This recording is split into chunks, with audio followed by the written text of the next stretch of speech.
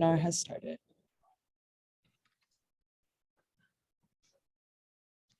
Give folks a moment to join the room here.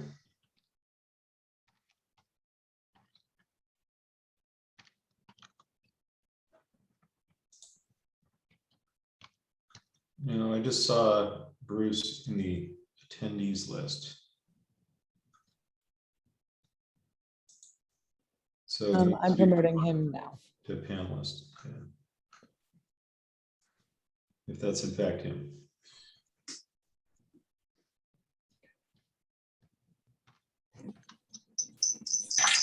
Oh, let me get off this one. Making us dizzy, Bruce. Okay, looks like we've reached critical mass. I will call the meeting to order. This is the special governing committee meeting of the King County Regional Homeless Committee for Authority for May 27th, 2022. I'm Dow Constantine. It's my turn as we rotate around to chair the meeting. And I want to ask Naomi if you'll call the roll. Apologize, trying to get Kirk, who for the record will be on in just a second. Dow Constantine. Here. Joe McDermott. Here. Claudia Balducci. Here. Jonathan Hemphill. Here. Kirk McLean. Roosevelt McWhorter. Here. Angela Burney. Here. Ed Prince. Here. Nancy Backus. Here. Andrew Lewis. Present. Bruce Harrell. I see Bruce back in the attendees. I apologize for interrupting the flow, but I don't know if he dropped off and then came back in a different way. Lisa Herbold. Here. Bruce Harrell. I'm here. You're Been on. You're on. Okay, thank you. I'm also You trying. don't have to speak yet, but where are you? I'm in my office, but there's someone trying to get my computer to not join as a panelist. I can move over there? Okay. I'm Okay, gonna switch great. computers here. I We, don't think it's on our end, to be candid. We've had a computer look at the link and everything else, but I'm gonna switch tools. Just a second. It's pretty frustrating on my end, but we're good. okay, we acknowledge that Bruce is here. Okay, keep going. At this time, we do have quorum. Great. I want to remind everyone that this meeting is in fact being recorded. All visual, verbal, written comments will be part of the public record. I remind folks as well when they're not speaking to mute so we don't have as much echo and background noise. To ask questions for members here, to ask questions or share comment, please use the raise your hand feature by clicking the button on the right side of your screen, and you'll be entered into a queue, and hopefully Naomi will point out when a hand is raised. When discussions begin, I will call on you in the order in which you raised your hand, and then after your turn, if you could remember to take your hand down. Before we proceed, I will recite, as we do at each meeting, our theory of change. If we create a homeless response system that centers the voices of people with lived experience, then we will be able to meet needs and eliminate inequities in order to end homelessness for all. Additionally, I would like to offer a land acknowledgement ahead of today's business. In recognizing the true history of colonization and the impacts of racism against Indigenous peoples, we acknowledge that we are on the land, the unceded traditional homeland of the Coast Salish peoples. We honor this land and Coast Salish peoples past and present and acknowledge our place in the history of colonialism here on this land. This land continues to be spiritually, culturally, and traditionally connected to these tribes and is sacred to them and central to their lifeways and self-definition. We are committed to meaningful consultation as well as directing funding and resources to organizations led by and in support of Indigenous peoples. We have 10 minutes allotted today for public comment, and each person is allotted 2 minutes to speak. If you'd like to provide verbal comment, please type your name and the city from which, or the place from which you're calling, into the chat, which is now open, and will remain open until the public comment section of the agenda closes. In addition, you may use the chat box to provide written comment. All public comment must directly address a portion of today's agenda. The time is 10:13. Do we have anyone signed up for public comment, Naomi? We do. At this time, we have 2 people. We'll start with Reverend Bill Curlin Hackett from Auburn, Washington. All right, Bill Curlin Hackett, please go ahead. Governing committee members, good to see all of you hard at work. Thank you. And RHA staff, to you as well. I'm Bill Curlin Hackett. I direct Interfaith Task Force on Homelessness. We're currently involved in vehicle residency outreach. And I'm addressing that as a current and budgeted item for the future. And this is a plea for help, for cooperation and conversation. In 2011, when Seattle passed the scofflaw ordinance, we formed partnerships through Mayor McGinn with departments throughout the city. And up until the pandemic, we really worked very well together. But when the pandemic hit, things stopped in Seattle and a lot of people got stuck in place. And now things are resuming again, but without the same cooperation. So I'm trying to reach out and have a meeting with your staff, Mayor Harrell, and you know this ordinance well, you were on council.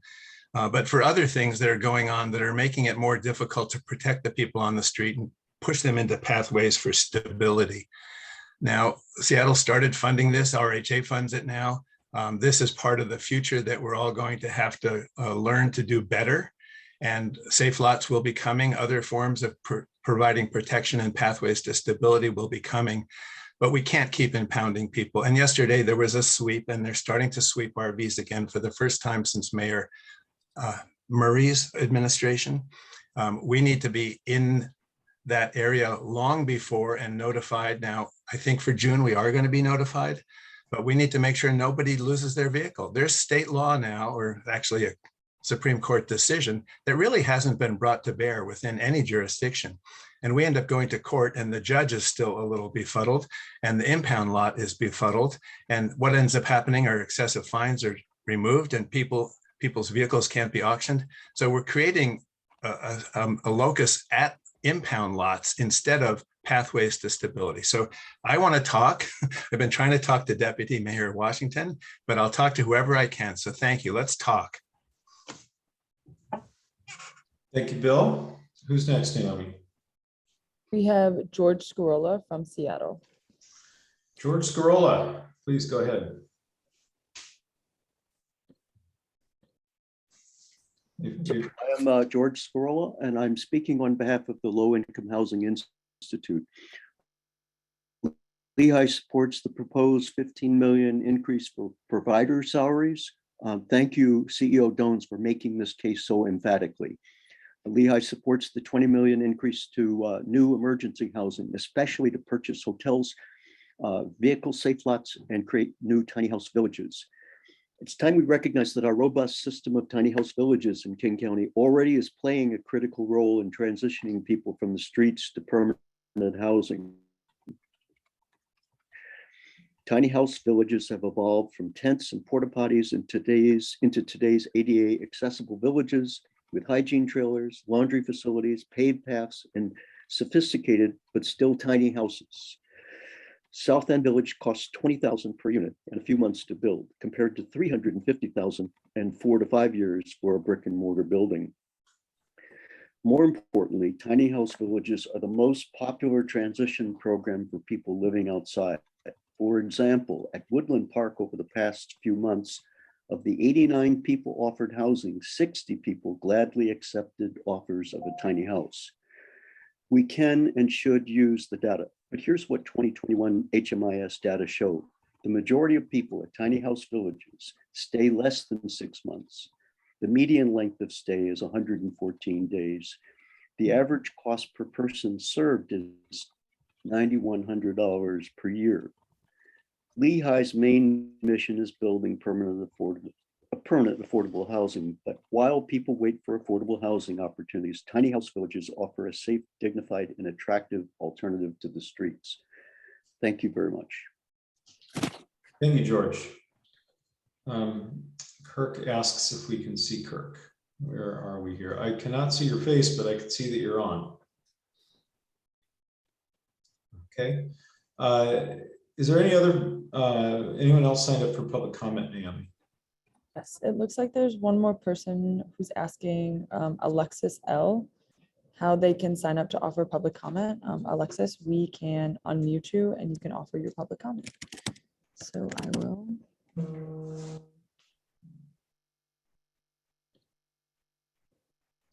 Alexis, you should be able to talk and we can hear you. Can you hear me now? Yes. Okay, great. Awesome. My name is Alexis Lacates, and I am a resident of Nicholsville Tiny House Village in the Central District.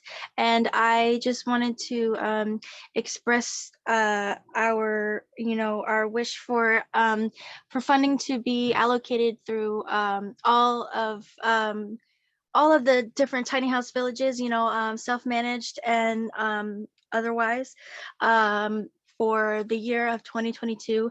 And yeah, that was it. Sorry. Thank you so much. Okay, you're welcome. We have one more person who would like to provide comment. Your name is appearing as Savvy. I will promote you now.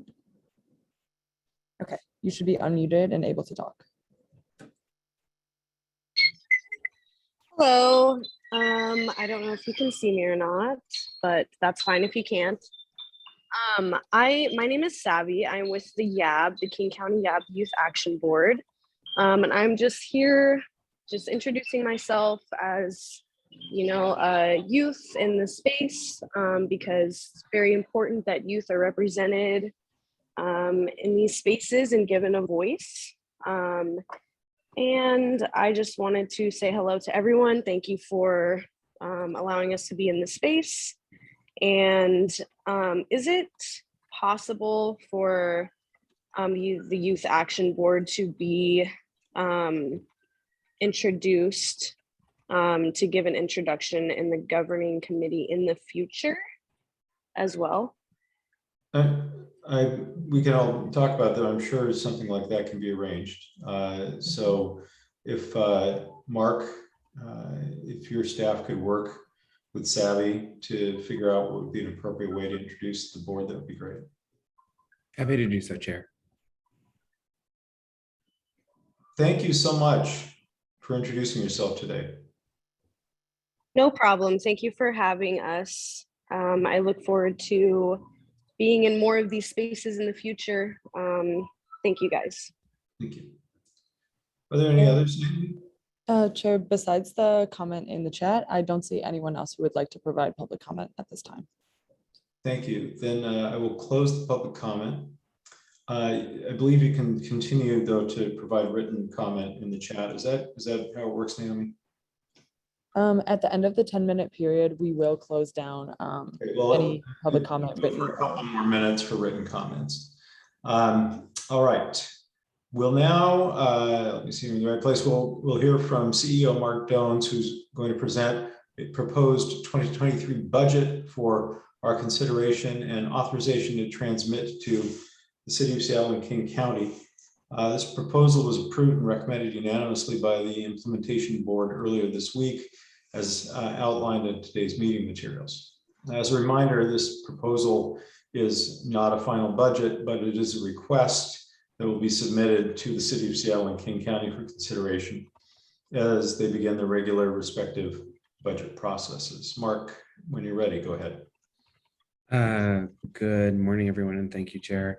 Before I begin the presentation, there are several members of the Implementation Board present who, as required by the ILA, are here to represent to you all the process that they went through in deliberating the proposal and their thoughts on it. So I will turn it over to, I believe I see Nate Caminos. I think Chair Reddy is also here somewhere, so let me check on that. But Board Member Caminos, I leave it to you.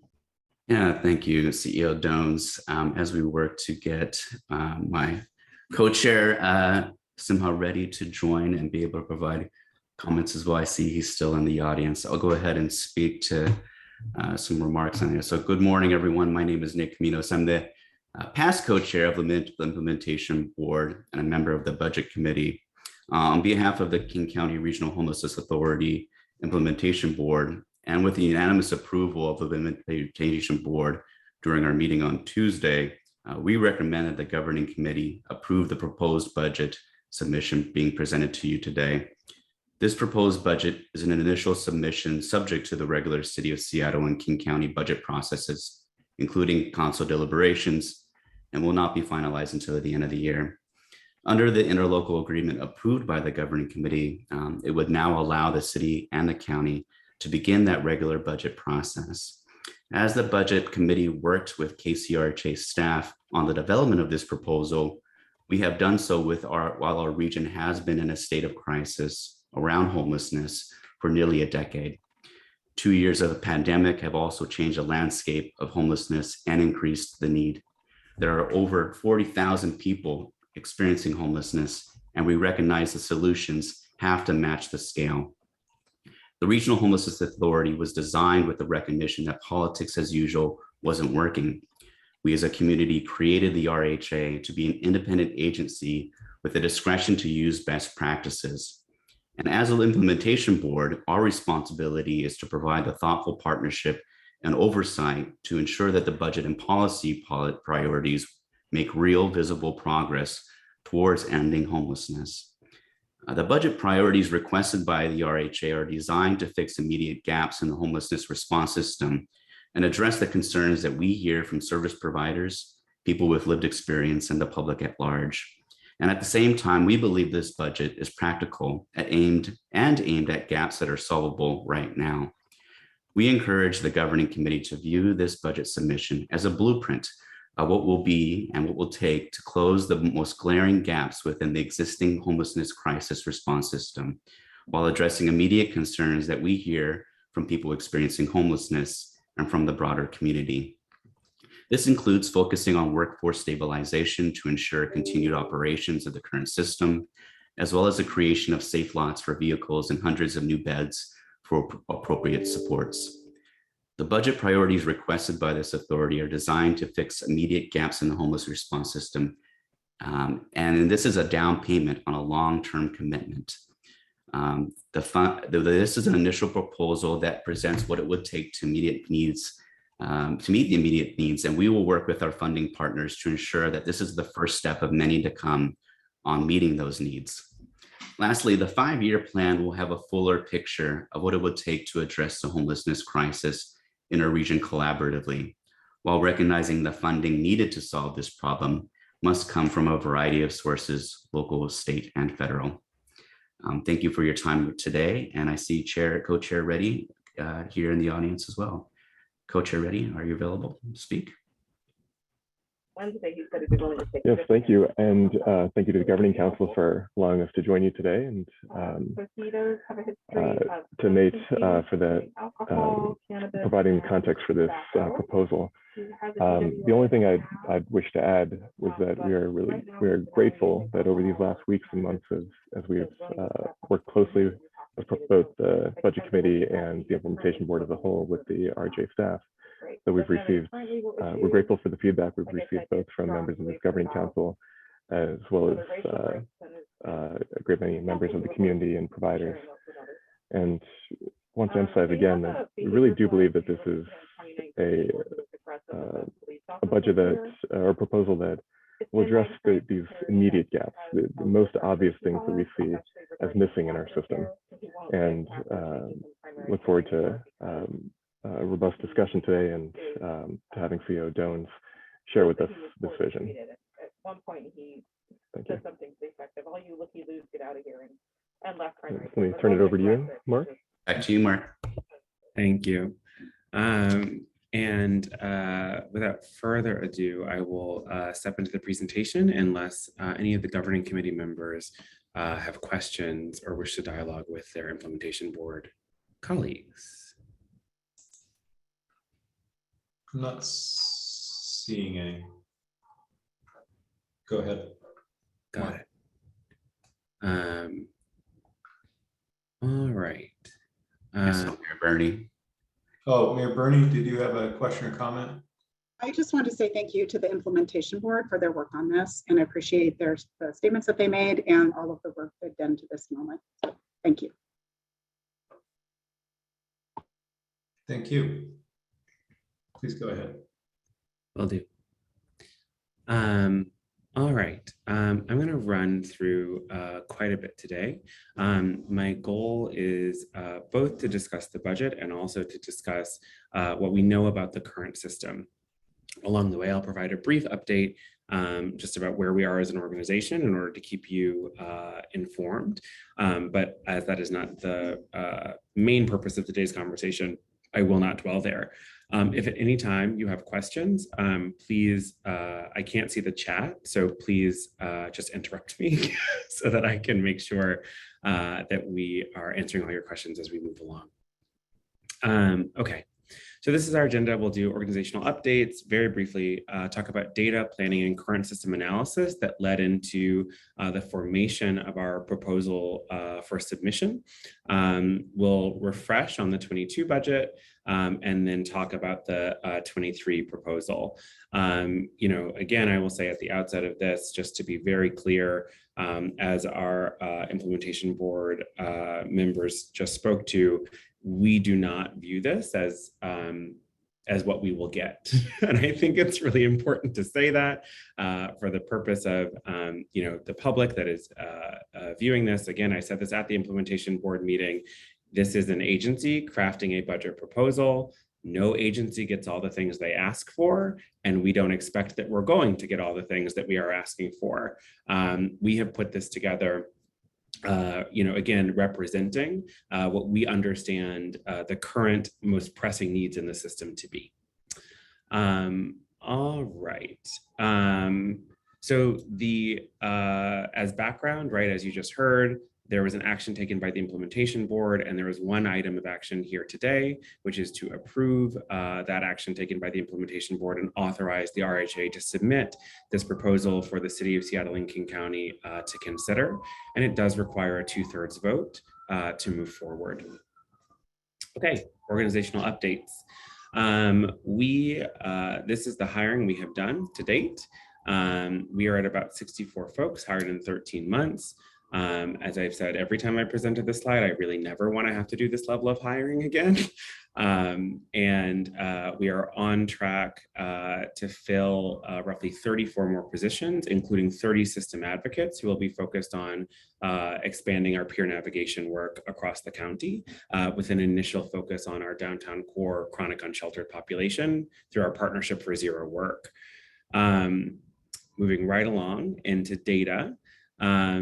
I want to continue to lift up that the number that the folks experiencing homelessness in the county continue to be disproportionately folks of color, right? So about 6% of the county population is Black, but about 30% of folks experiencing homelessness are Black. About 1% of our county population is Native or Indigenous, but about 5% of our population experiencing homelessness is Native or Indigenous. Additionally, I will just continue to lift up in terms of the sheer number, thanks to analysis done by our colleagues at King County DCHS. We are indexing the system need at roughly the approximation of about 45,000 people per year. That is based off integrated data from Behavioral Health and Recovery Division, Healthcare for the Homeless, and the HMIS system that the authority now manages. That data is from 2019. What we saw over the course of 2020 and 2021 was a declension to about 40,000 people that showed up in those systems. But we actually believe that to be an undercount fostered by the pandemic, right? There were fewer places that people were going to see services.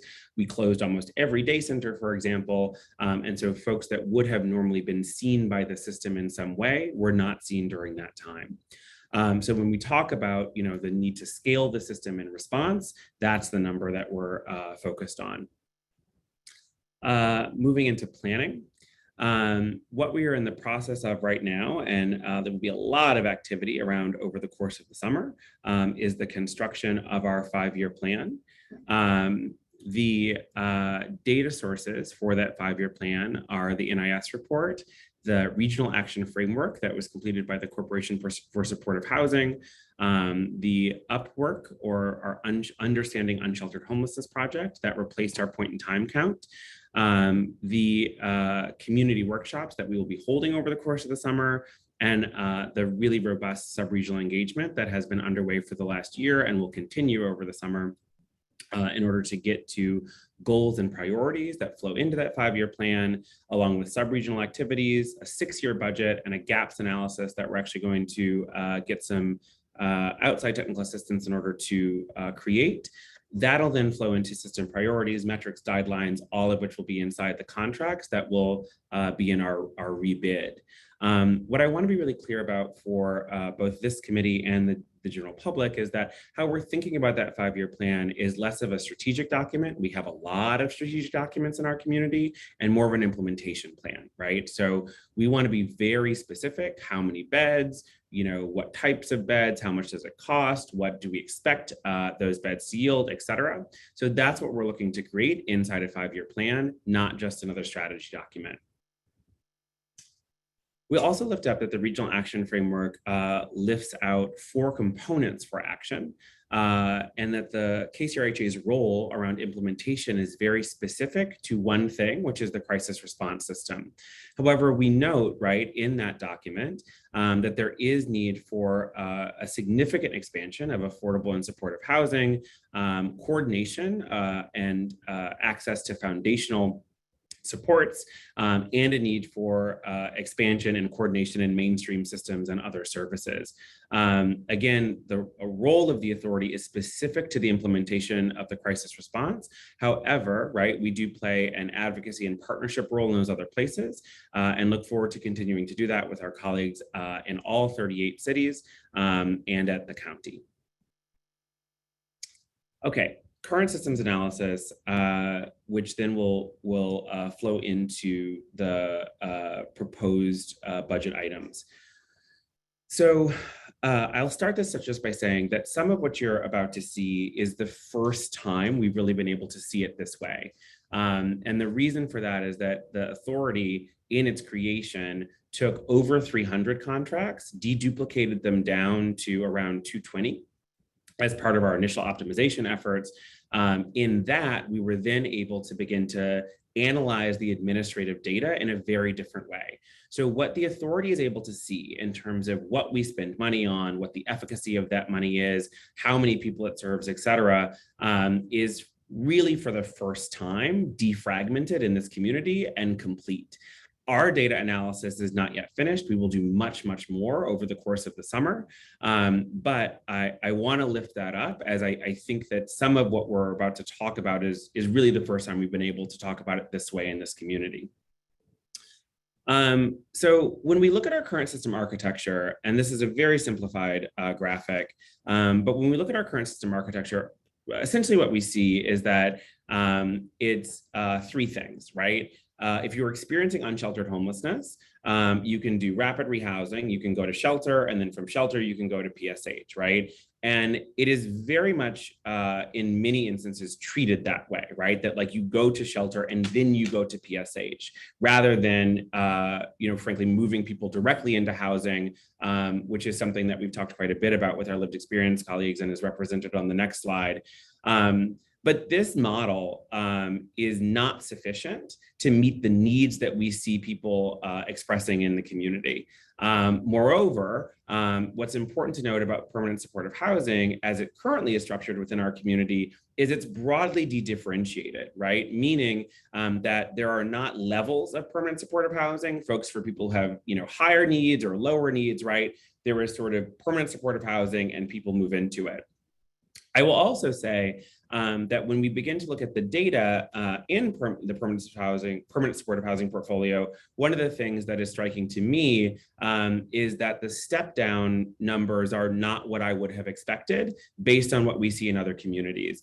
And when I say step down, what I'm specifically referring to is that many people move into permanent supportive housing, but it is not actually their final destination. And across the country, there are programs really sponsored and led at first by the federal government, but now widely used, called Move On programs that are really focused on helping people move forward from permanent supportive housing, which in turn frees those units up for other folks to move into them. The rates of move on in this community are extraordinarily low. It is, again, I've worked a lot of places.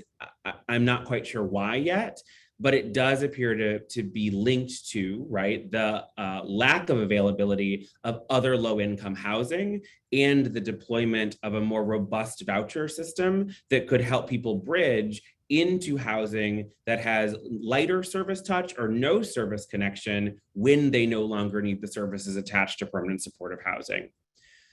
As a result, what we've begun to think about in our conceptual modeling, and this is what our gaps analysis will be based on, is thinking about how people who are experiencing unsheltered homelessness might be able to access rapid rehousing, emergency housing, shelter, high acuity shelter, and also, again, I want to thank our lived experience colleagues who in dialogue pointed out that this arrow right in the middle of going straight to housing was missing in our initial formulation, that people can just go directly to housing, but that then that housing needs to be matched to what their needs are, right?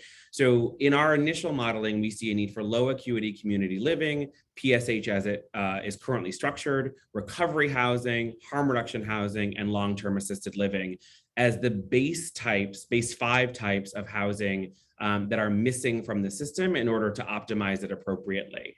I want to note that when I call out long-term assisted living, there's been some question about that, and I want to be clear that that is in part because we have a number of folks experiencing chronic homelessness who have aged outside over the last 20 years.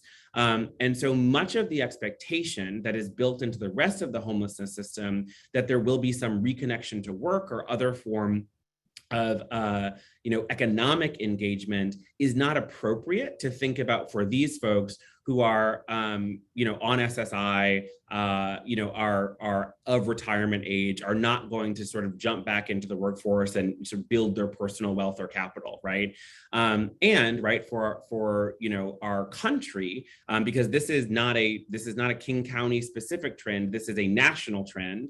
Our country has wound up in a position where, because we have not managed to house people over that last 25, 30 years, and they have again aged outside, this is now a type of housing that the homelessness system must consider as part of a core solution set.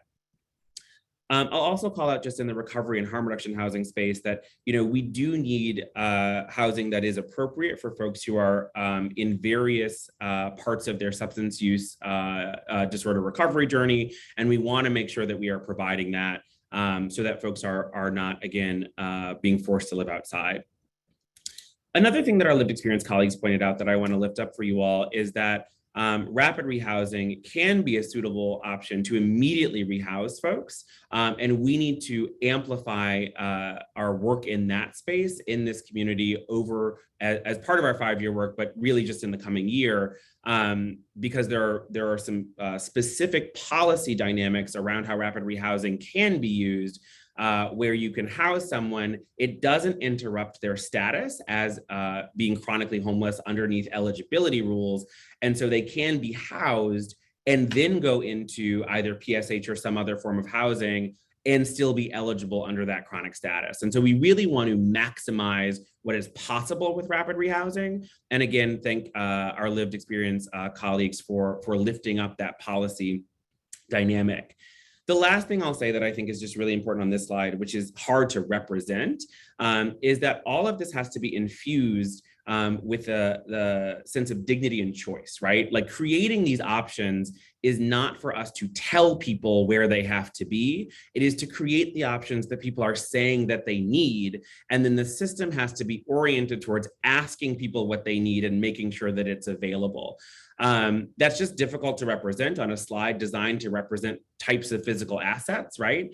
But we want to be really clear that we don't want to recreate some of the paternalism and issues that we're trying to move away from just with more kinds of assets. We really want to make sure that we're focused on dignity and choice. And again, thank our time spent in budget development with our lived expertise colleagues to really lift up those important facets. Okay, so stepping into current system analysis, I will start by just saying that the current program costs vary really widely. This was another big surprise for me, to be honest, again, having done a lot of public administration. So looking at our emergency shelter, right? So what's on this slide is the highest cost we pay for anything and the average, right? So our highest emergency shelter bed in terms of cost per day is $213 per day, average 70, THV's highest 151, average 63, transitional housing 150, average 57. Purpose of this slide is simply to lift up that like the way that the portfolios are constructed, they are not regulated and there are no rates. And so one of the things that we will certainly be looking to do over the course of our immediate phased rebid work, and then as part of a 5-year plan is establish rates so that we're saying, you know, at this amount per day, we expect to see this level of service attachment with these metrics and these, you know, outcomes. I could spend a lot of time talking about how, you know, how we got here, I think is a result of the kinds of money that are deployed and how they don't have, for example, you know, the federal rate requirements that are embedded in some of the behavioral health dollars or broader health system dollars. But we need to bring that kind of rigor to our work in the homelessness system and be clear that, you know, things have to follow standard protocol. Moving forward and just looking at the portfolio broadly. So the emergency shelter portfolio has about 4,400 beds in it. The big takeaways from this slide are that we, as the primary public funder, now put about $54.9 million into this. The total funding, so we're able to look at how much money do programs have in their budgets in total, right, from additional fund sources that aren't from KCRHA. So the total funding in this portfolio is actually about $68 million. The average number of people served per bed per year is 2.5. I will call this out as being, it's not good. Our bed utilization rates are very low. The highest rate is about 2 people per year. So it's a serious flow through problem. And what it suggests is that people are spending more time either just kind of living in shelters instead of moving forward, or when the shelter is not adequate, is not meeting their needs, they are leaving the shelter, but they are still not necessarily getting housed, right? They are just choosing not to reside in a shelter. From this portfolio, we saw about 1,100 exits to permanent housing. It's an exit rate of 18%. The average length of stay is 119 days, but we also broke out the average length of stay for people who exit to permanent housing. That was slightly higher at 155 days. And then the rate of return to homelessness from this part of the portfolio is 14%, which is our second highest rate of return. Tiny house villages, we operate about 482 beds in this space. Average number of people served per bed per year is 1.6. Exit rate to permanent housing is 45%. Average length of stay is 356 days. Average length of stay for folks who exit to permanent housing is 524. And the rate of return to homelessness is 10%, which is a pretty good rate. The THV portfolio represents our longest average lengths of stay, both in you know, any length of stay, and then certainly in lengths of stay for people who are exiting to permanent housing. Rapid rehousing, we have about $23 million in this portfolio, 25.4 total, about 572 exits. The exit rate is 71% to permanent housing. Average length of subsidy is 293 days, and the rate of return is 4%, which is our lowest rate. So I want to note that like there's a lot of conversation about rapid rehousing working, not working in our community, and I will just say, it actually works really well. We could, I think, be more creative with it than we are currently, as our lived experience colleagues have raised, and it will always be a market constrained solution. And so we will want to think about, again, how are we creating, those other low income housing types that are necessary in order to stabilize the system dynamics broadly. Transitional housing, 3.2 million in our funding, 7.8 total. There is not a lot of public funding available for this model since it was broadly decommissioned at the federal level about, 15 years-ish ago now is when we started that trend. The number of beds in the county is 750-ish. Average number of people served per bed is 1.8. It is an exit rate of 65% to permanent housing, average length of stay 289 days, 394 for folks who are exiting to permanent housing, and a rate of return of 15%, which is the highest of the portfolio types audited thus far. Looking across the system entirely, so you'll note that so the takeaway on this slide is the bottom, that green bar. I will note that this has included hygiene, day center, outreach, navigation, prevention, and diversion into the totals here. Some of those, which is why the exit rate to permanent housing drops so far below some of these other things. But we should note that hygiene and day centers are not necessarily designed to exit people to permanent housing as they are currently structured. That's one of the things that we would like to restructure, right? The whole portfolio needs to point towards housing. Like every touch has to build towards housing someone. And we don't currently see that as a system-wide orientation. Exits to permanent housing in 2021 were about 3,700. Average cost per exit was about 29,000. Average length of stay, 183 days. Average length of stay for folks who exited permanent housing, 250, with an overall rate of return to homelessness of 8%. The rate of return is solid, could be better, and clearly we need to do a better job with some of these lengths of stay and standardizing them. And the number of people served per bed per year, like this cannot continue. Like we must get higher throughput on the existing beds in the system. I see Councilmember Herbold. Councilmember Herbold, go ahead. Thank you so much. Sorry, Lisa, we go by first names here. Lisa. That's all right. That works for me. Thank you.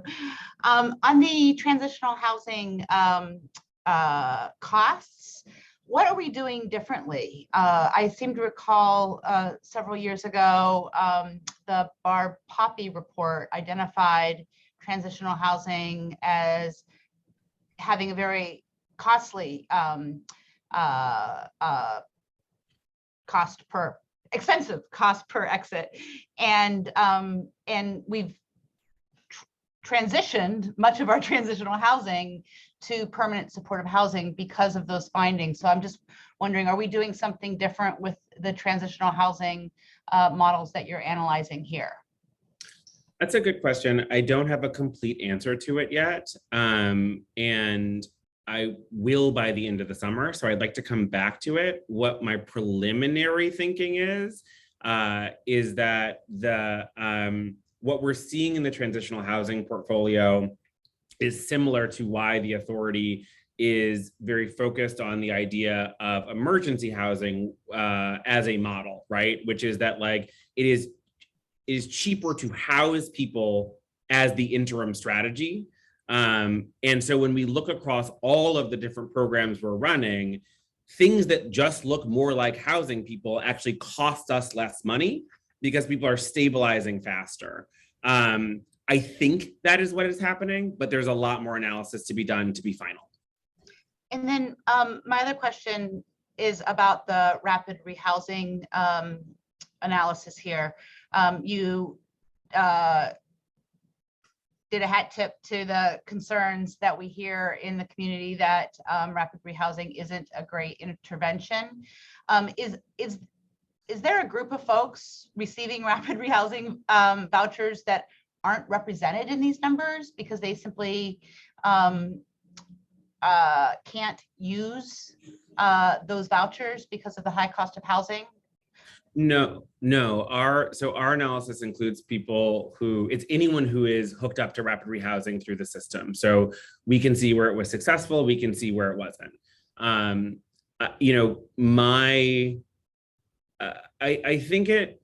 I think your question is spot on, and it bears some deeper analysis of like, where exactly is this narrative coming from? Because it's not being borne out by the data. So we need to track down where the narrative is arising from, because, nothing that people talk about is without merit. So somewhere something is happening, and we need to find it and figure out what those dynamics are, because the broader portfolio is highly efficacious. That's super helpful. Thank you. I do look forward to learning more. Appreciate that. Thank you. And Mark, although it looks like you have quite a few more slides, so I won't dwell too long, but since we're stuck at this slide 17 right now, a couple questions. The category of emergency shelter, we've had a lot of conversation over the last couple of years about overnight shelter versus enhanced 24-hour shelter. What are you talking about here? What does this category include? That is a really great question. So currently that category includes all of the types of things that are classed as emergency shelter, which to your point are broad. We, on a subsequent slide, we have broken out costs of just those things. And on that slide, we have been able to break out basic shelter versus enhanced versus 24-hour versus hotel, right? I think that, part of the reason why there's such a significant variance in cost per bed in this portfolio, in that sub portfolio, is because there is the words emergency shelter mean like 9 different things depending on, what contract you're looking at. And so we very much need to standardize that. What I will say is that the community appears, based on the contracts that we inherited, appears to have been pretty methodically moving towards 24/7 service attached. So the majority of the portfolio does now land more firmly in that bucket. However, there is a wide range then of like what comes after 24/7 service attached, right? Like what services, what types of beds, is it fully non-congregate? Like there's a lot of discrepancy there. I would have the same question about transitional housing, but you don't have to answer it now. Like, what is the range of stuff we're talking about that we've lumped into that category? And then on the tiny house villages, your average length of stay numbers are different than what we heard in the public testimony. And I was wondering if there's anything buried in here that would account for that wide variance. I can speak to that. In public testimony, what you heard was a median, and this is an average. Okay. We believe that average is the appropriate mathematical way to do the analysis. That median, so if you're looking at just for the public, if you're looking at a range, right, a median is the thing that just falls in the middle of that range. Average is summing all those things and dividing them, right, by the number of people who are, utilizing the service. Average to us makes much more sense than looking at median. Okay. Well, we can delve into that more when we have more time, but I know you still have a lot to present. So unless anyone else has their hand up, I'm scanning through, I don't see. Go ahead and charge ahead. Thank you, Chair. So briefly, this is the slide that I was talking about that just looks at like what we think emergency housing could be based on what we see inside the price points of other things, right? So we've modeled what we think high acuity emergency housing would cost, mid acuity emergency housing, and low acuity emergency housing. And what we're seeing is that it lands in, it clocks in for mid acuity, right? Like right in our enhanced shelter space. For low acuity, it's on par, with, where our THVs are in terms of cost. And high acuity, while being the most expensive, is not more expensive than our most expensive enhanced shelter right now. So we really want to lift up that we believe this is a model that could save the system money and generate higher levels of throughput by, again, making more things like housing from the start. To that end, we also just did a quick, like, what could we predict, right? So we think we can get an exit rate of 95% here with a cost per exit of around $16,000. Average length of stay would be around 200 days with a 5% return. This is what we would model towards, and this is what we would look at in terms of if we were successful in standing up emergency housing, what we would then be like looking to hold contracted vendors accountable for trying to produce, right?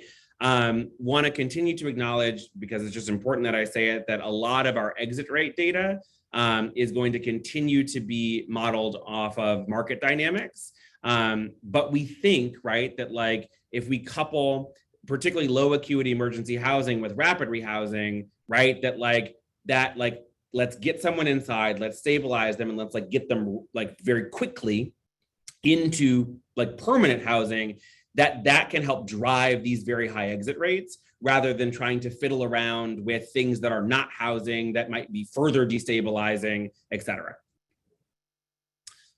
Briefly on provider wages, they are not sustainable. As you heard in public comment, I've been very clear on this. So the source on this data is our administrative data. And what you see here is the King County median household income, the wage needed to afford a one-bedroom apartment, and the wage considered low income, all in hourly. And then based on our administrative data, you also see what we are currently on average paying case managers and on average paying frontline staff at $24.92 an hour and $19.70 an hour. We can't have a system that is held together this way. My 5 largest providers have 300 vacancies, which is deeply concerning. And I have said this before, I'll say it again, this is slow motion collapse.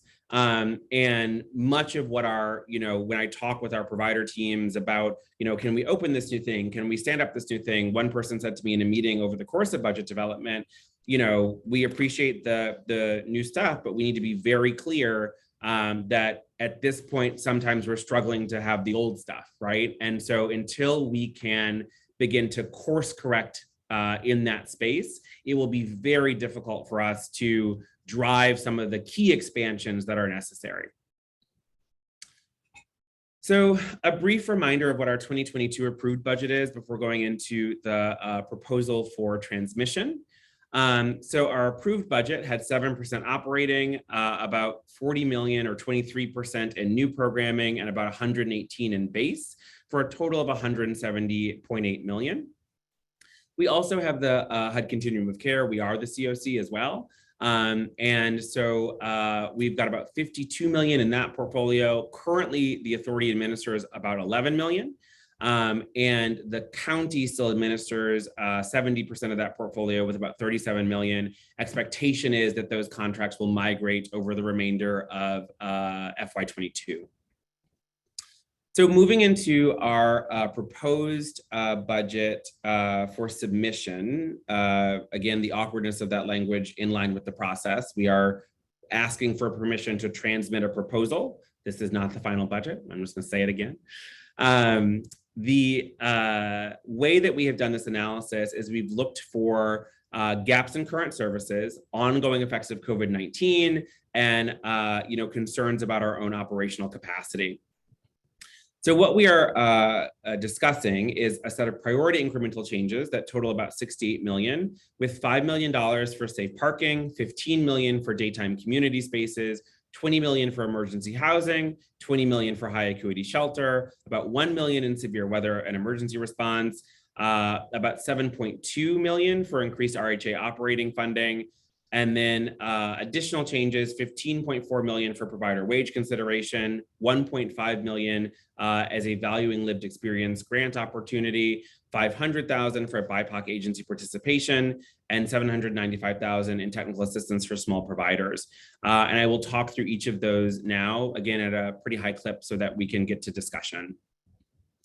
So for safe parking, we're looking at trying to bid out something that would get us about 6 to 7 sites at about 20 vehicles per site, with serving about 195 vehicles annually. Very concerned, continue to be very concerned that this population is deeply underserved and drives a significant amount of harm in terms of their ability to access services, supports, and move forward. And then also obviously a significant amount of community impact. Daytime community space, this is up to 12 new sites or enhancements to existing sites, thinking about serving about 740 people at any given time, about 1,500 people served annually. We're looking to create spaces that can better facilitate places for people to be during the day, that have natural connections to services, expanding the geographic service availability, not concentrating everything in the downtown core, and then continuing to think about safe and stable alternatives for folks who are just looking for places to be. One of the things that in talking with our provider colleagues that we heard come up is that these daytime community spaces also can serve a really vital role if they're constructed appropriately in connecting people with where they might sleep that night, right? And so that's something that we really want to think about augmenting and enhancing their capacity to do. Emergency housing, we're not limited on model here, so we could think about single family homes, hotels, SROs, other building types. We're thinking about trying to get to at least around 350-ish new beds. This 20 million does include startup cost. The idea here is to have designated resident support. Outcomes that we're aiming for are faster pathways off the street into interim housing, and then moving folks, again, rapidly into permanent housing and freeing up space in existing shelters. High acuity shelter, looking to create around 55 high acuity shelter beds. These are beds that have on-site medical and behavioral health. I will note that these are in addition to the beds that we expect to come online through our partnership with the county at the Soto space. This is just a type that we need to continue to drive expansion on until we have enough of the resource to meet the needs that we see in the community. We are looking for more successful placements for folks with high need. Again, what we see in our current shelter settings is, folks will come into shelter and through no fault of their own or their provider, their behavior is destabilizing. And so they're pretty rapidly exited, sometimes in under 72 hours. And we need to, again, have the right thing for the right people at the right time. Severe weather response, this is countywide funding for all of this kinds of severe weather we can have. Goal is to save folks' lives. What we concluded through our analysis on this portfolio and having to run 2 incidents over the last winter is that many people are not coming to severe weather shelter because it doesn't make sense for them as an option for a number of reasons. And so what we did was we used a lot of one-time funding to support people via harm reduction supports, right? Keeping them warm in place, getting food to them, getting them water, right? To make sure that we reduce risk of fatality. Additionally, when we needed to expand space, we also found that it was easier to be able to boost provider capacity to move into unused space at their current facilities or quickly rent stuff or voucher people into things. Those were all much better strategies than trying to have space that was permanently held for severe weather, cost less, more effective. Additional operating cost. So we are trying to bring our operating cost up to around 10% of total proposed budget. Most budgets are targeted at 15 to 20% by HUD, and it's just to improve our service capacity.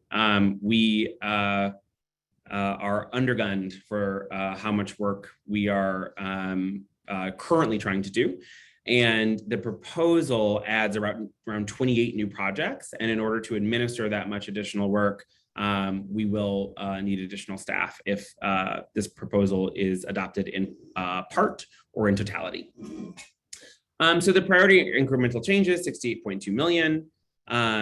Looking at that against base budget, it totals out to about 208.2 in expanding places for people to be.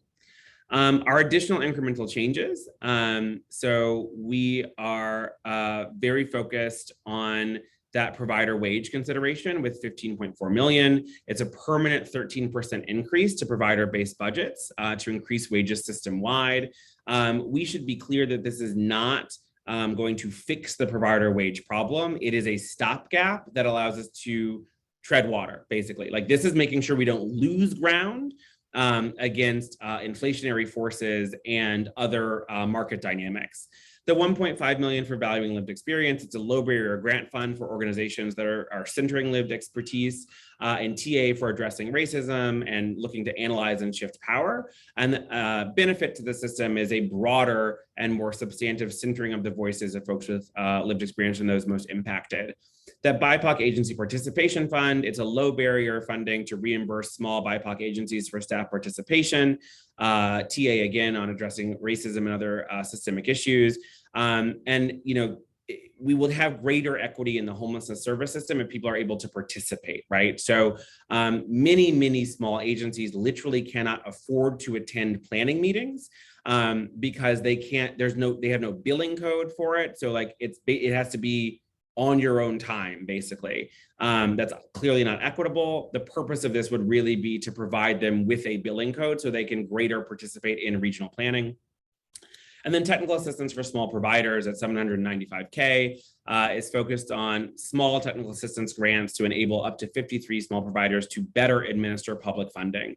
Benefit here is a wider range of providers who are teed up for planned service expansion.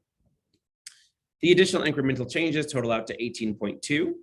And then very briefly, just in summary, right? So all of that would total to 227.4 million. This is another look at it in terms of project, right? So we've got 219 projects currently. This priority incremental changes would add 28 projects. And then the additional, incremental changes to consider, we would total at 247 projects. And again, that $227 million budget amount. This is a proposed operating budget. Again, it just looks at the various teams, the totals that are going into those teams currently, and looking at beginning to right our ship in terms of particularly our program and system performance division and our community impact division and our admin and division, which are all not as robustly staffed as they need to be at this time. We would look at bringing on around 20 new FTEs with that budget. And this is a 22-23 comparison. Purpose of this slide is really just to give you, if you'd like to look through it at a later date, a side-by-side of, what we have in incremental changes from last year, what we are proposing, and fund source, et cetera. I believe that is it, Chair. And so with that, I will turn it to the committee members for deliberation. And myself and staff are here to answer any questions for the remainder of our time. Thank you. I imagine it's going to be a lot of questions first for you. But do members of the governing committee have either questions or observations about what we've just seen? I will start. So because of the mandate that we gave the authority, or the way in which the organic documents are written, they're to present a budget, but and as Mark has pointed out, it's kind of like the budget of a county or a city agency being developed. But this is a new organization, and what's being presented here, it seems to me, is more in the nature of a statement of need than, because none of our department directors would present a budget with this magnitude of increases from their base budget. And so, one of the things we need to wrestle with is how do we get from this statement of,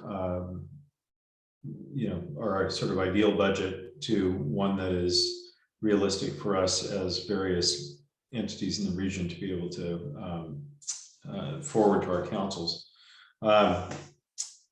obviously. So what do others have questions or comments?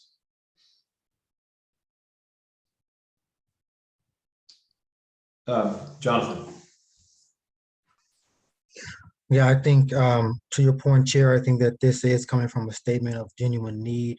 Looking at this, right, I've been in and out of the regional homeless authority, and I will say that it has been eye-opening to see it from the very beginning all to where it is now, and then realizing that it still needs even more support. They still need even more people on the ground working there to get this, get our people housed and thriving in King County.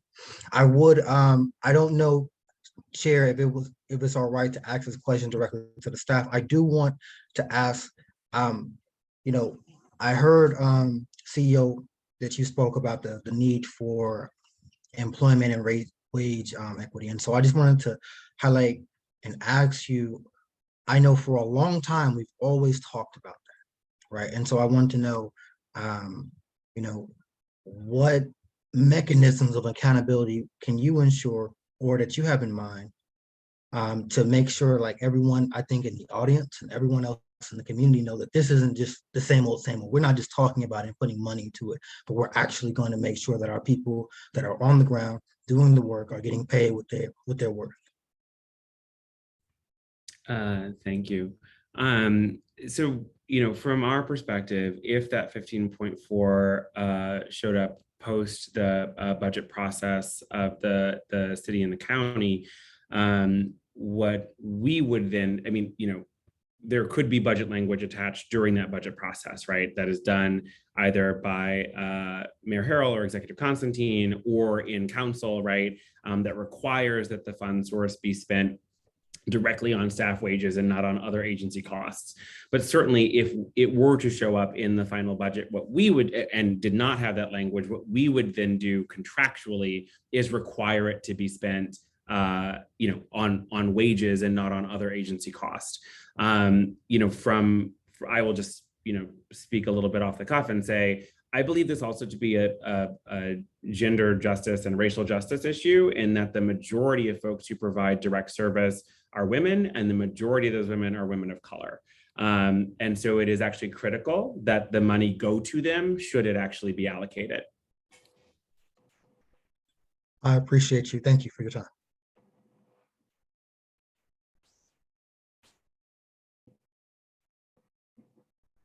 Sorry, Nancy. Thank you. It's my understanding as well that this obviously is not a prioritized budget or a budget request, but that once the submittal has been accomplished, that there will be time for a prioritization exercise, because as you said earlier, Mark, there is no agency that receives everything from their budget, whether it's significant addition to the base budget, as Dow just mentioned, or not, but that there will be opportunity for prioritization of these requests, correct? That's correct. So what we spoke about with the implementation board at their meeting earlier this week was, similarly, they asked, well, is there going to be prioritization? And we said, we anticipate yes. Here's our initial thinking about how we would respond to requests for prioritization. In their deliberation, and Chair Reddy or Member Caminos can speak to this, in their deliberation, they ultimately chose not to insert the prioritization that we discussed into what was transmitted to you, but there was broad acknowledgement that that prioritization would take place over the course of the summer and fall, leading into the actual budgets.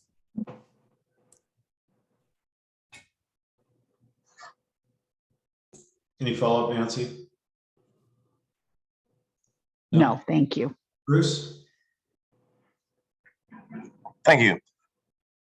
Mark, I have an appreciation for trying to build an organization from scratch, which is literally what we're trying to do here. And this is really tough work.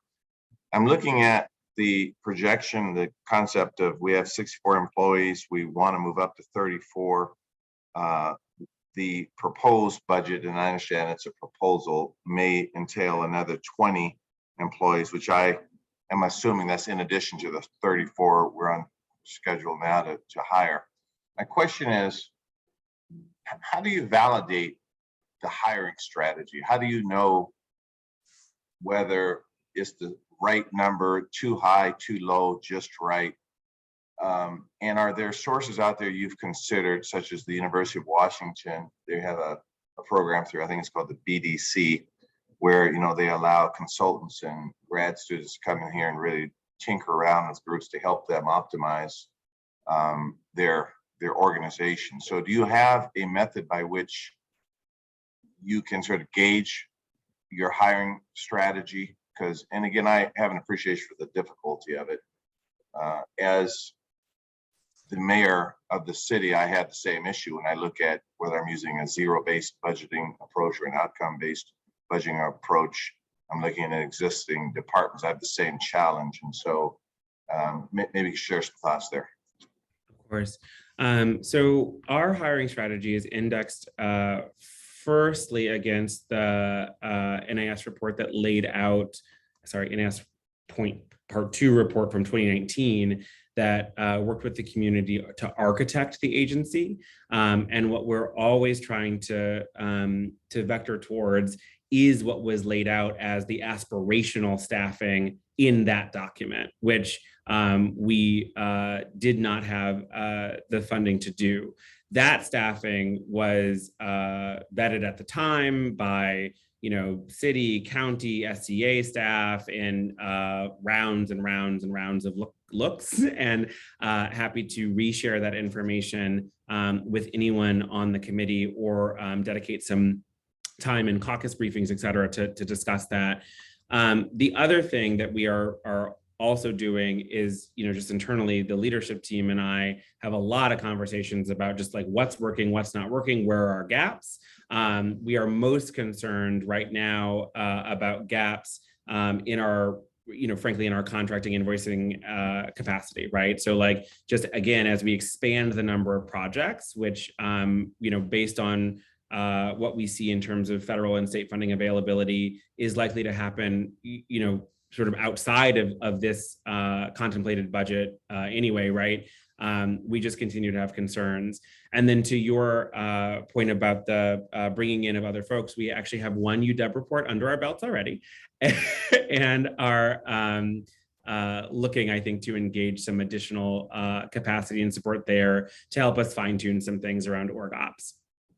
So Chair, may I follow up, because I didn't fully understand the answer. Okay, so thanks, Mark, for that. So when you say the community helped architect, I just assume the community, I don't know what community you're referring to, but people are chiming in and saying what they believe is necessary to address the issue of homelessness. So I'm just going to take that as general feedback. And then I heard you say, and I'm saying this so I make sure I'm understanding the answer. In the city and county, I guess our staff sort of worked with the RHA to look at the staffing models, because we're very specific on the request. We have 64, we're building 34. We have 20 more of a request possibly in the new proposal. And when you say you have one UW report under the belt, are they specifically looking at staffing levels, and have the city and county, have the staff specifically look at the staffing levels that says, you got it right on, or are they looking at policies and processes by which we're addressing the issue? I'm specifically talking about staffing levels. Yeah. So when the city and county input into the RHA design was pre the RHA existing. So over the course of 2019, leading up to the actual ILA, there was a lot of work on, what the structure of the agency should be. And in that time, the team that I formerly led worked on an org design and took that org design through a whole lot of vetting process, both with city and county employees, also with providers, talking about what is the appropriate structure in order to execute on the tasks and to meet the necessary, what the community needs done. What we were ultimately funded at for staffing did not give us the ability to fully articulate that model. And so what we have done is, try to collapse things, rearrange deck chairs, et cetera. But what we're always trying to head towards is what we articulated in that 2019 report. The other thing that I'll say just briefly on the remaining staffing positions to be hired, the majority of those positions will be system advocates, and those are funded by our philanthropic partners. who are, we're very interested in supporting our, as you know, Mayor, our Partnership for Zero work, and making sure that that peer navigation model could be stood up, right? So the majority of those positions will not be, contract administrators or, being able to provide that, specific program level support. And then on the existing UW report, that report looked at, if I'm remembering correctly, it looked at organizational culture and design. And I believe we are currently in the process of determining whether or not we would like to solicit additional input, either from UW or some other consultancy on fine-tuning organizational design in reality to what our current staffing model is, and if there are things that we might want to swap out as we, again, try to drive towards where we want to go. Does that answer your question? Yes. Okay. Andrew.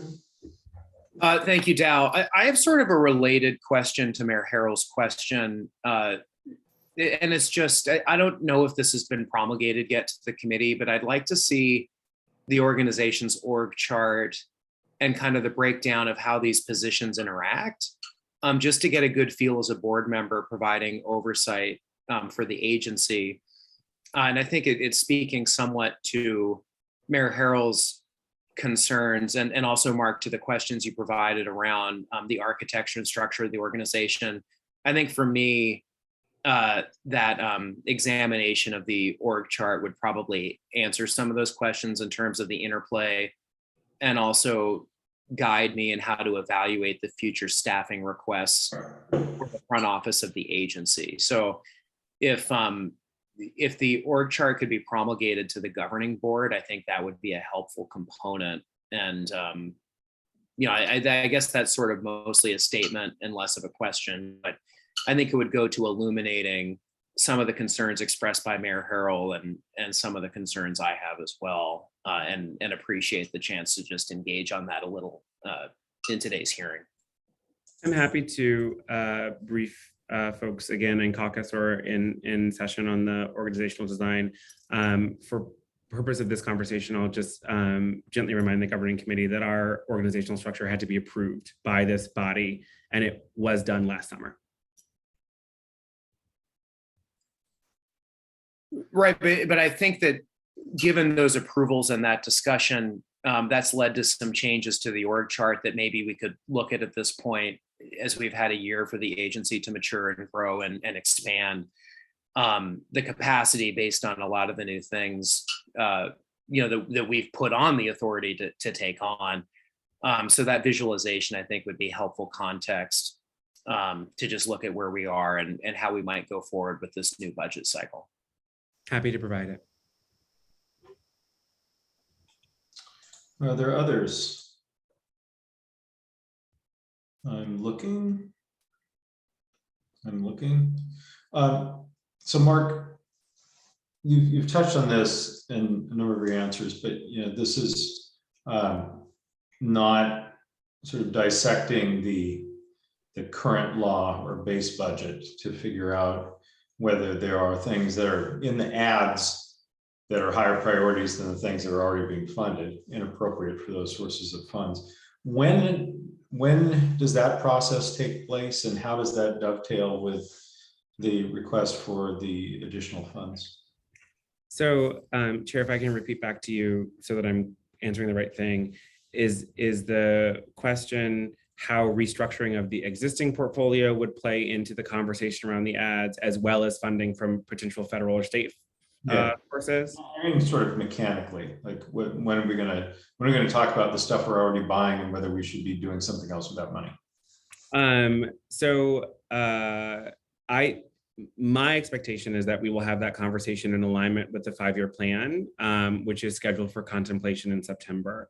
What I believe, we are on track to do over the course of the summer is solicit wide community feedback from our providers, from you all, from broader regional leadership, to affirm the goals that are laid out in the NIS report and in the regional action framework by the Corporation for Supportive Housing, and then translate those goals into, real implementation, timelines and metrics, et cetera, at which point we should be able to say quite clearly, so some of these things do or do not get us there, right? And need to be reprogrammed in order to do that. I think that there is absolutely a timeline that I'm operating inside of anyway, where, starting in the fall, post the adoption of that plan is when I think our team is anticipating beginning a phased rebid of the whole system, in alignment with, there are some things we need to finesse and some things we need to boost. Okay. Others? Well, the sort of business of the meeting today is to take up the resolution, which is 2022-01, the resolution that authorizes the Regional Homeless Authority to transmit this 2023 budget proposal to both the City of Seattle and King County for consideration.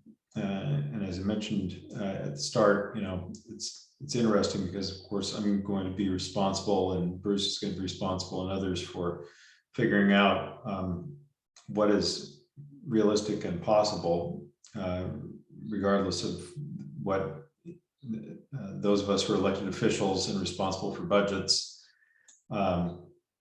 say today about this proposal, because it's going to be in the context of everything else that we do and the budget constraints that we have.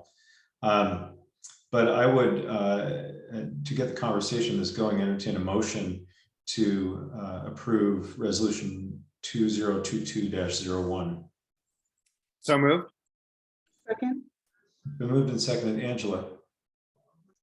I was going to move it, but Andrew did. I also have an amendment to the motion, if I might, at this time. Sure, go ahead.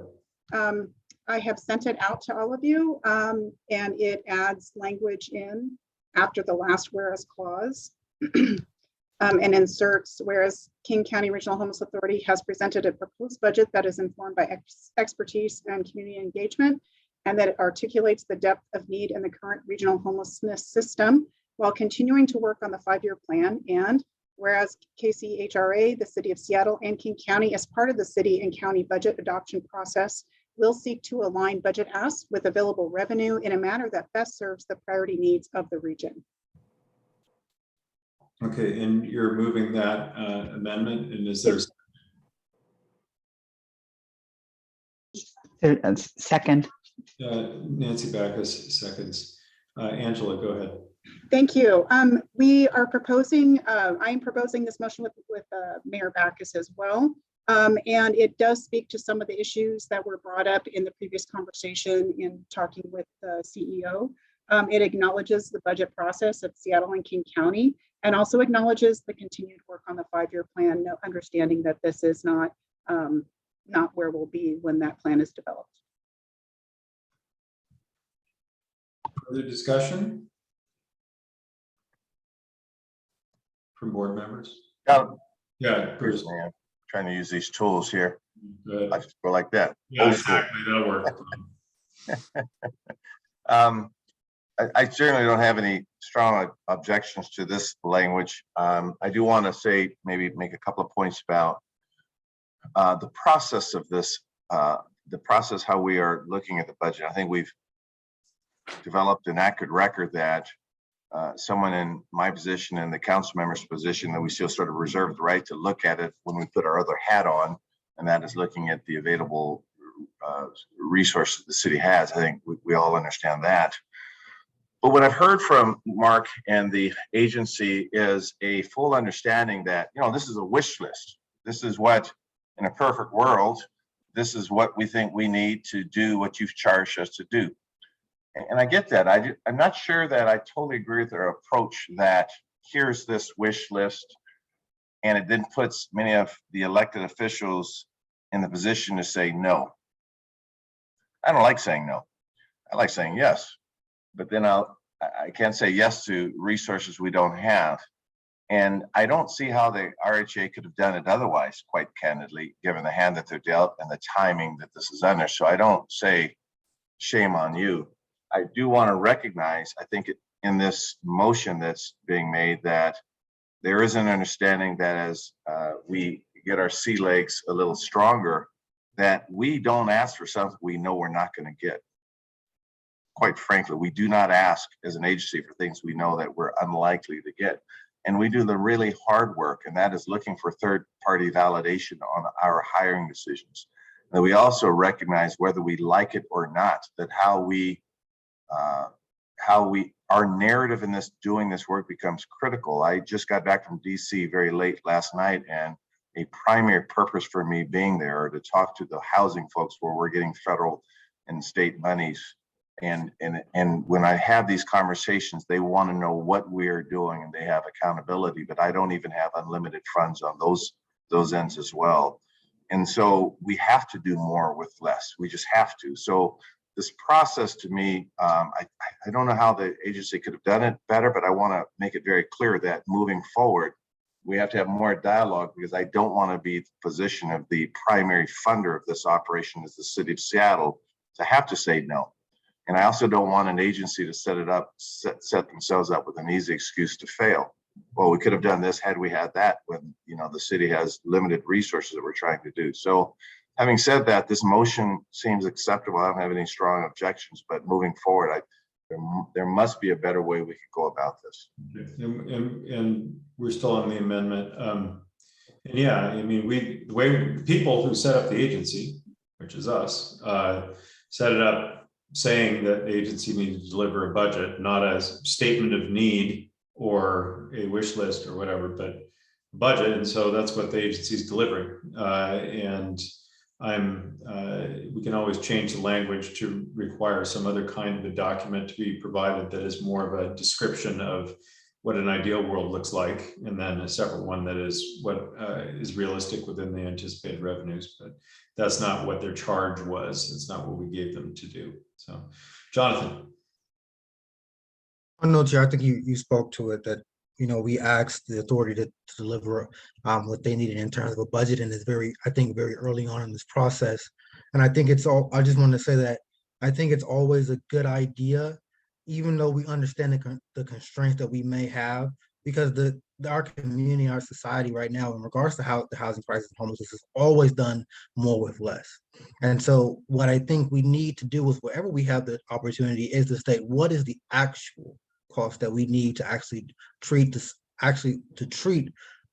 the societal ill, right? So that's all I have to say. I appreciate both you and Harold.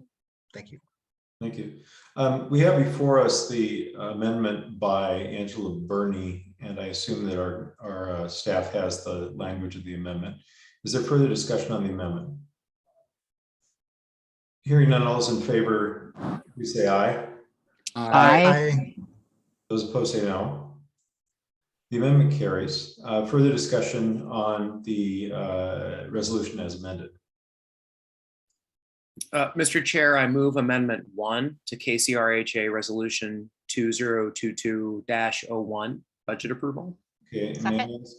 It's been moved and second. Was that Lisa Herbold who seconded?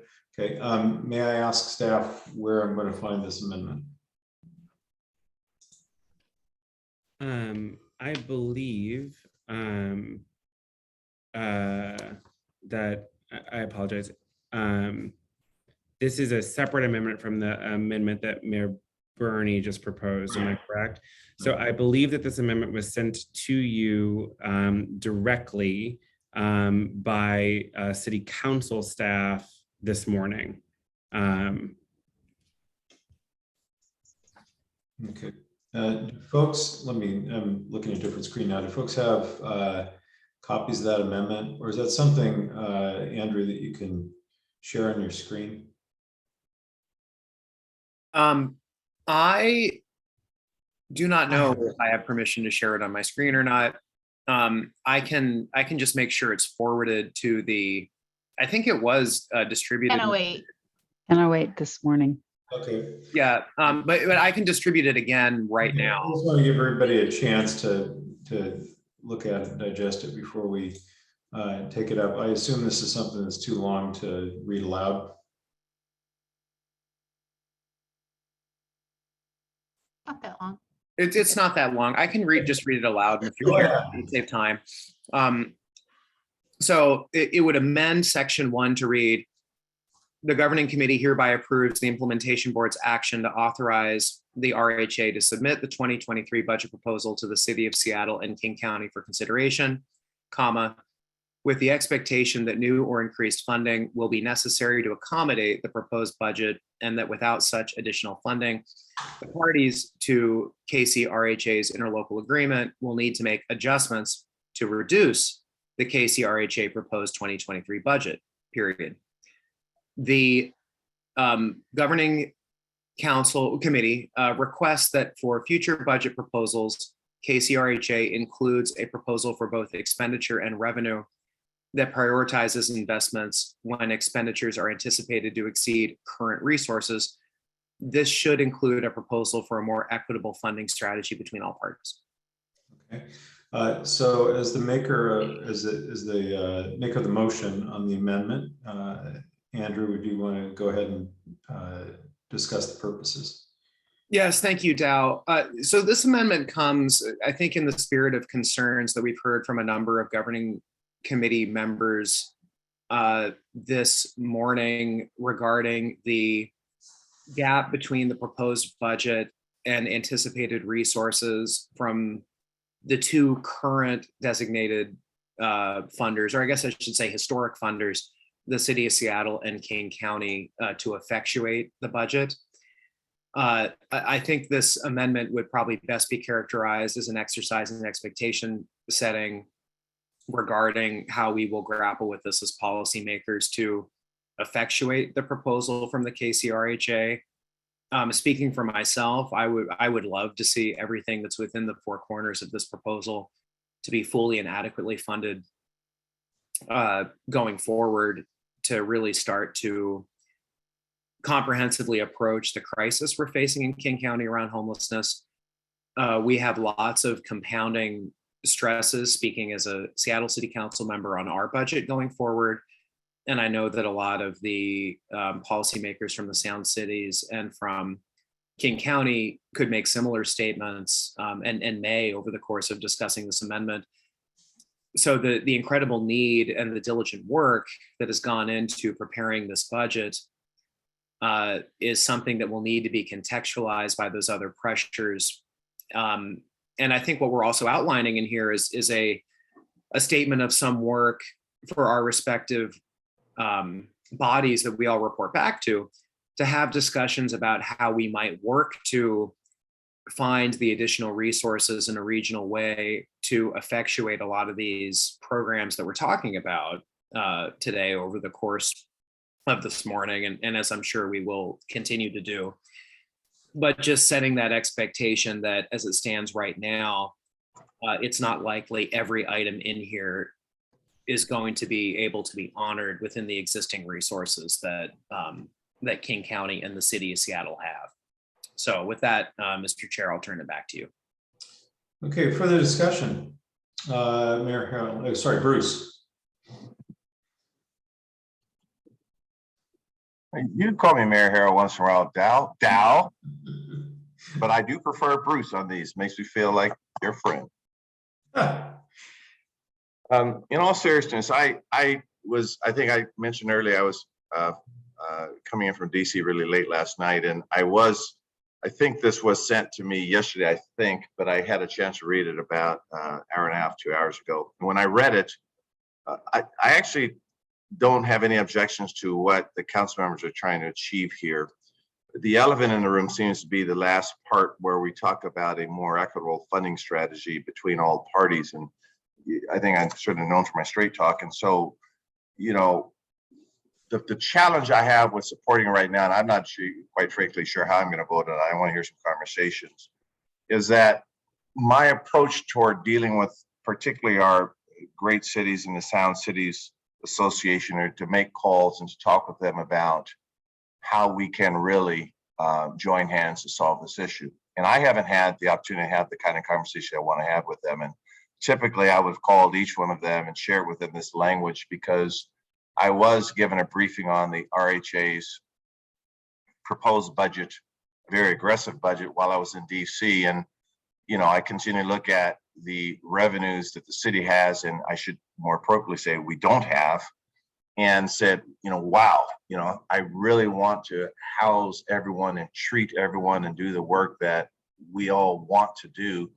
And then I look at our checkbook and I'm scratching my head. And so I have to have more conversations with our Sound Cities representatives, because I am dealing with, I'm looking at some of the legislation in our outlying areas where they are by policy saying, go to Seattle, right? I mean, I'm looking at some of these aggressive laws being passed that aren't nearly as empathetic as I like to lead this city. And so when I look at that, people, you know, perhaps having a different perspective than we've articulated here in Seattle in the last 10 years, I need help. I need financial help. And my way is not to, and if I'm going to be direct, I think this is good language, but I'm not sure how well it would be received in this forum without having the discussions that I've yet to really have with my colleagues. And so I want to hear from others on how they're feeling, but then I want to thank Council Members Herbold and Lewis for, quite frankly, just addressing the elephant in the room. I think that's good leadership. So, but again, I want to hear from others on how they'll receive it. Jonathan. Thank you, Chair. I guess for me, I'm not an elected official, but that's obvious.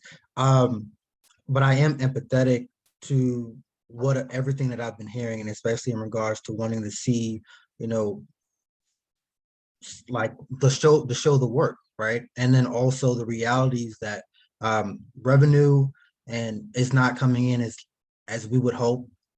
But I guess my thing is that, like, we're so early in this, and I don't know if that's been articulated, that like this is something that, you know, I think a whole year process, if I'm correct, that we can consider and then try to find solutions to.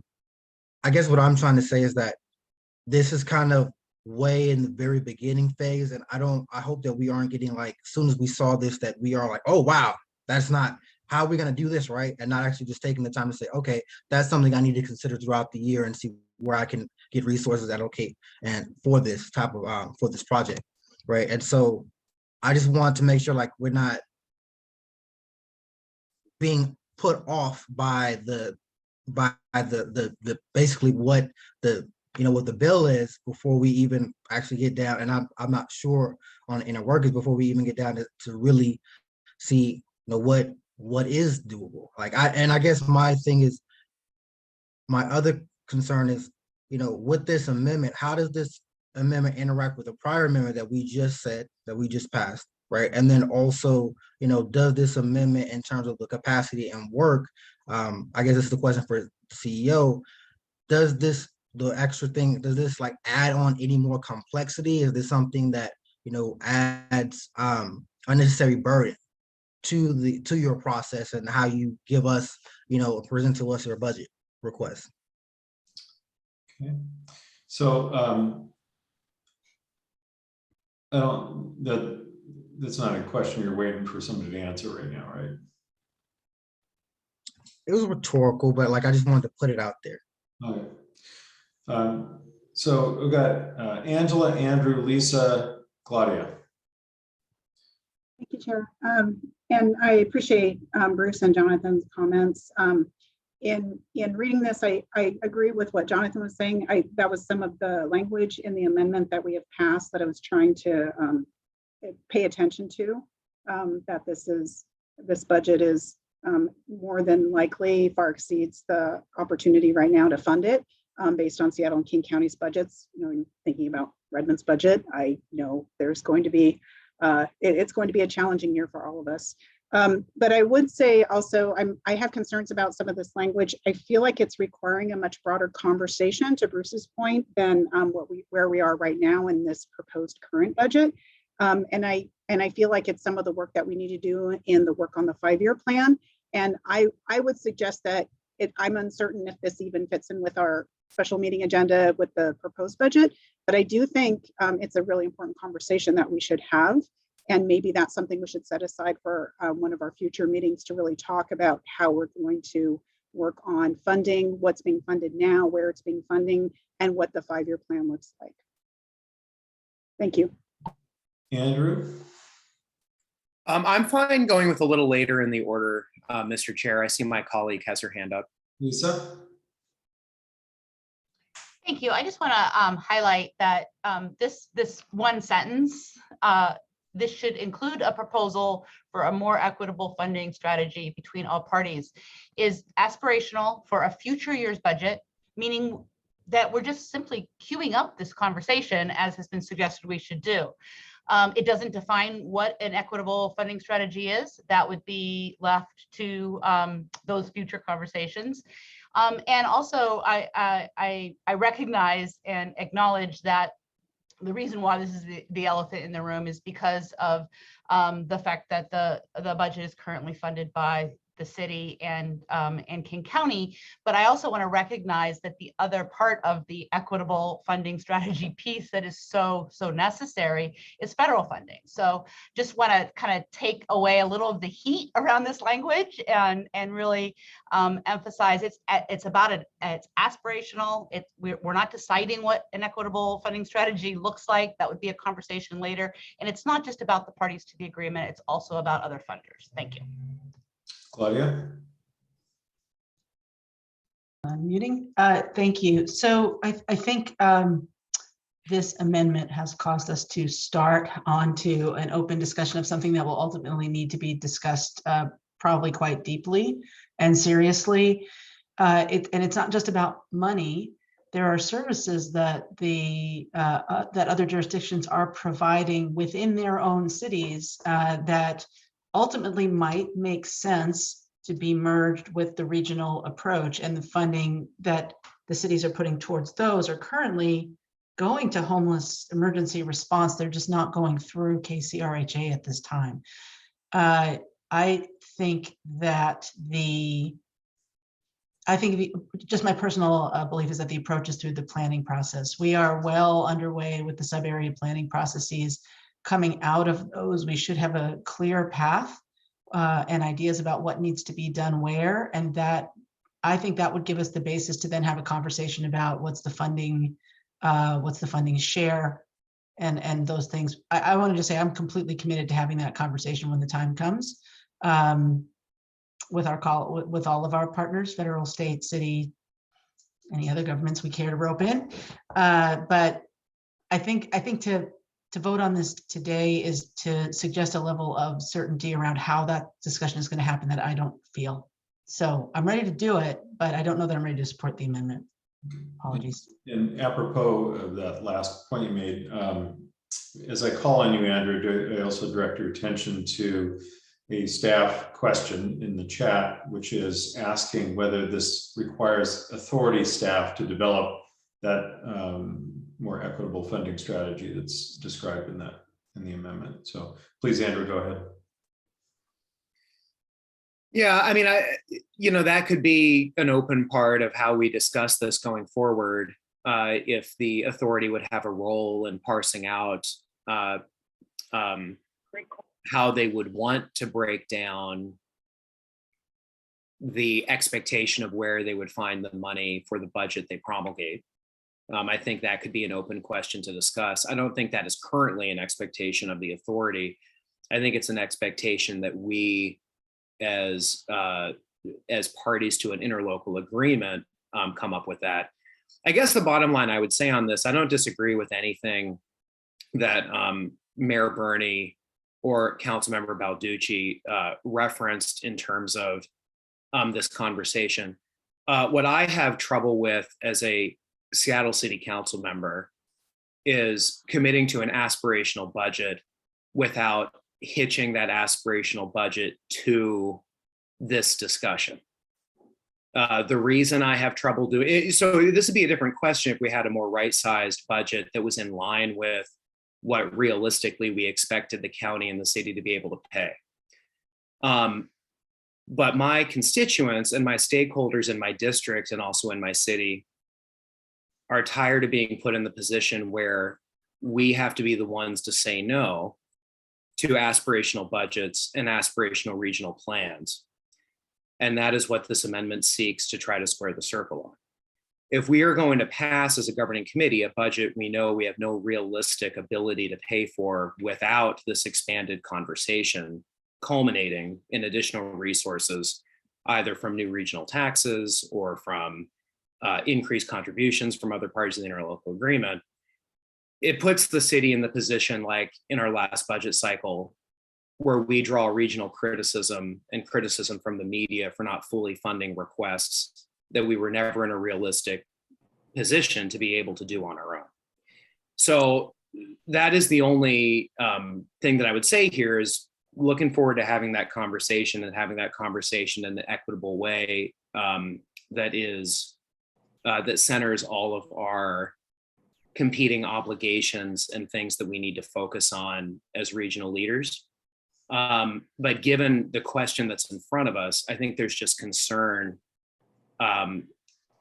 from folks in Seattle about an expectation being put on us to honor the entire ambition of this budget.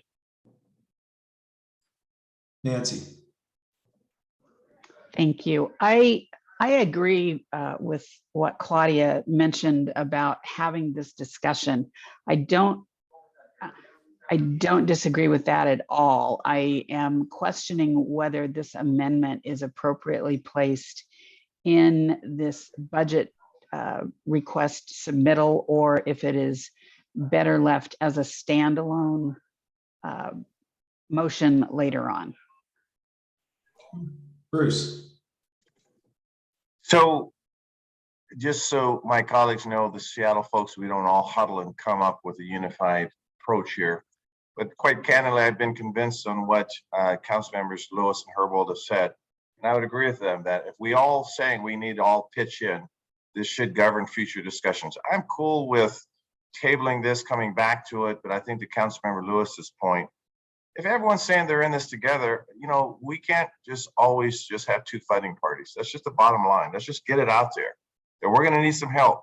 And if this helps navigate the discussions moving forward, let's do it. I'm going to support this amendment. I'm trying to get a vote count here. I appreciate everyone's candor.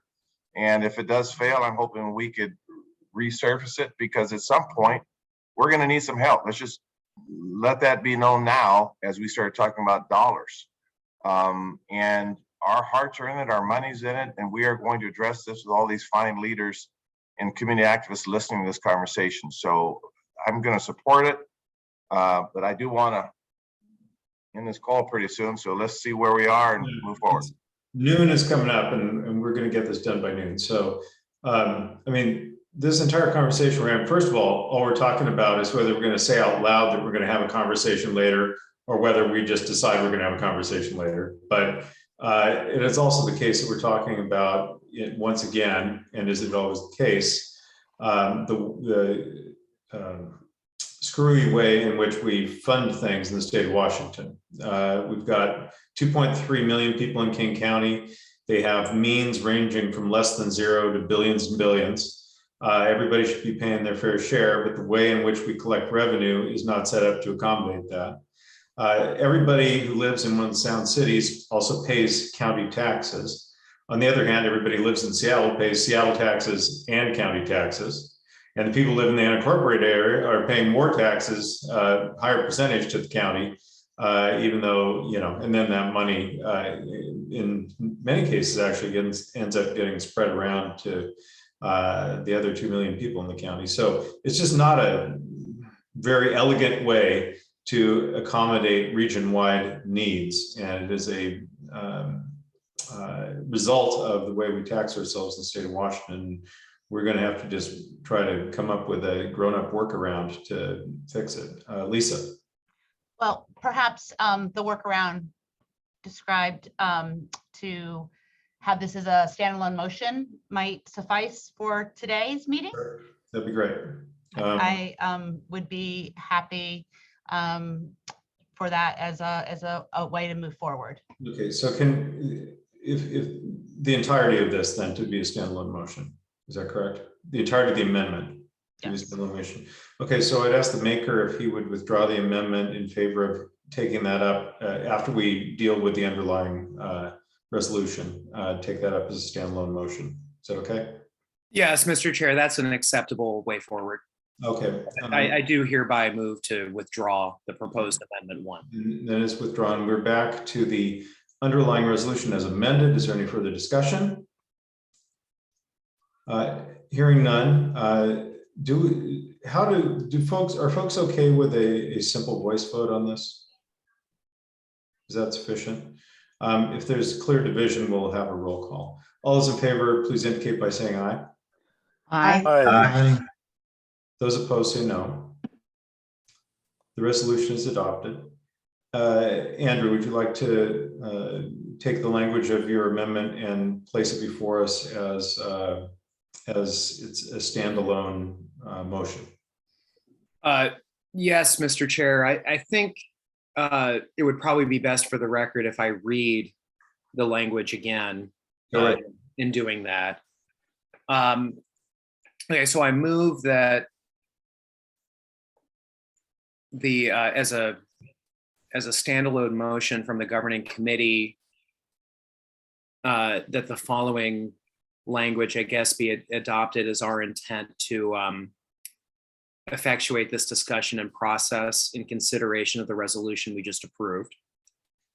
And I read that to be the following: that the governing committee approves the implementation board's action to authorize the Regional Homelessness Authority to submit the 2023 budget proposal to the City of Seattle and King County for consideration, with the expectation that new or increased funding will be necessary to accommodate the proposed budget, and that without such additional funding, the parties to the King County Regional Homelessness Authority's interlocal agreement will need to make adjustments to reduce the King County Regional Homelessness Authority's proposed 2023 budget.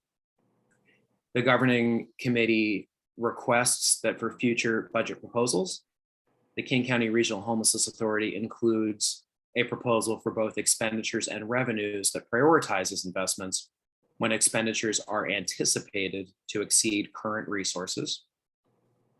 This should include a proposal for a more equitable funding strategy between all parties. And I do so move that motion of policy from the governing committee. Is there a second? Point of order. Yes, Joe. This being a special meeting, is it permissible to introduce new motions, new items on our agenda? I don't know. Where's the parliamentarian? I mean, we just took this out of the main motion with the representation that we would take it up. So I'm willing for us to be hauled before the court for having violated the rules. Is there a second? Okay. Okay. Before you have any further discussion, Angela, go ahead. I might make a comment if this passes, that perhaps if there is question, we can bring it up at our next meeting and pass it again. Yeah, thank you. Creating fluidity. Discussion. I'm willing to stand by my comments in the previous discussion on the amendment. Okay. Considering that it's noon, I will call for a vote. All those in favor say aye. Aye. Aye. Aye. Aye. Those opposed say no. The motion is approved as presented. Thanks, everybody. I believe that brings us to the end of our agenda. Our next governing committee meeting is scheduled for Thursday, June 16th. I don't believe we're going to have that meeting because we conclude this work now, but I also believe since this is a special meeting, we don't get to use this meeting to cancel the next meeting. So we'll figure that out as we go along. Mark, is that correct? That's correct, Chair. Okay. And then we would have a regularly scheduled meeting in September. So we'll get you official notice when we figure out how procedurally to handle all that. Is there a motion to adjourn?